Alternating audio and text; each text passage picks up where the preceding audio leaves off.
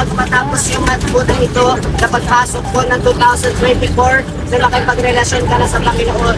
Magsimula ka na ng relasyon sa Panginoon. Kasi alam niyo po, kapag may relasyon ka sa Panginoon, hindi mo na parang pilitin yung sarili mo na magpakabanal or magpakabuti. Alam niyo po, mag-overflow na lang po sa iyo yun. Kasi may relasyon ka nga sa Panginoon.